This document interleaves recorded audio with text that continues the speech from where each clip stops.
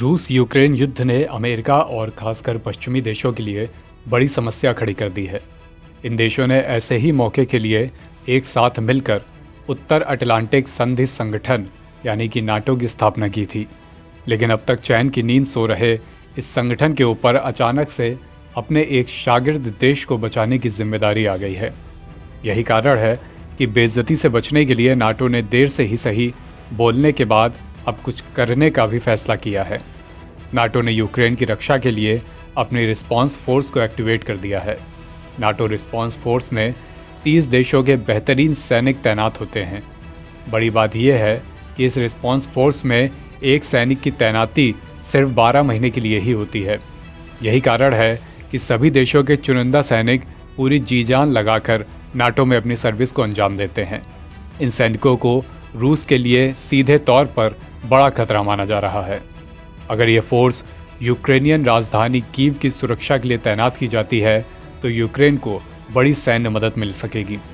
रूस चाहकर भी इस फोर्स से सीधे भिड़ने से पहले 10 बार सोचेगा, क्योंकि कोई भी एक देश अपने 30 दुश्मन देशों से भिड़ने के बारे में नहीं सोच सकता। नाटो रिस्पांस फोर्स यानी कि NRF कई मिलिट्री ब्रांच से मिलकर बना हुआ एक इमीडिएट और अर्जेंट टास्क फोर्स है। नाटो रिस्पांस फोर्स की पहल 2002 में प्राग शिखर सम्मेलन में की गई थी।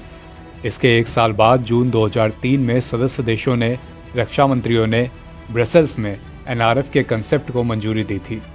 अक्टूबर 2004 में रोमानिया के पोयाना ब्रासोव में नाटो के रक्षा मंत्रियों की एक अनौपचारिक बैठक में नाटो महासचिव और सुप्रीम एलॉयड कमांडर यूरोप ने ऐलान किया था कि NRF इनिशियल ऑपरेशन कैपेबिलिटीज को पा लिया है।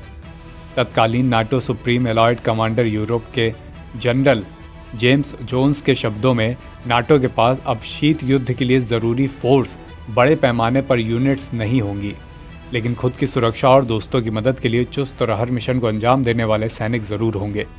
ये फोर्स इस 21वीं सदी में किसी भी खतरे का सामना करने के लिए नाटो को और बेहतरीन तरीके से तैयार करेगी।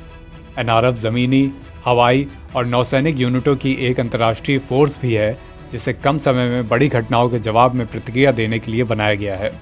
इसमें शामिल हुए सैनिक अपनी अपनी स्किल में काफ़ी माहिर होते हैं। इनके पास हर वो कौशल और तकनीक होता है जो कोई भी बड़ी लड़ाई लड़ने के लिए ज़रूरी हो। इस फोर्स का इस्तेमाल एजुकेशन और ट्रेनिंग के अतिरिक्त मिलिट्री एक्सरसाइज, आपदा के दौरान राहत अभियान और टेक्नोलॉजी के सही उपयोग के लिए भी किया जाता है। इस फोर्स की कमान सुप्रीम अलॉयड कमांडर यूरोप के पास है। NRF को पिछले साल अफगानिस्तान में भी तैनात किया गया था। इस फोर्स ने काबुल से अमेरिकी सैनिकों और सहयोगी अफगानों को निकालने में काफ़ी सहायता की थी। NRF रोटेशन सिस्टम पर बनाया गया एक सैन्य बल है। इसमें तैनात सैनिकों को सिर्फ 12 महीने की ही सर्विस करनी होती है, जिसके बाद उन्हें संबंधित देश की सेना में वापस भेज दिया जाता है। NBT ऑनलाइन की रिपोर्ट।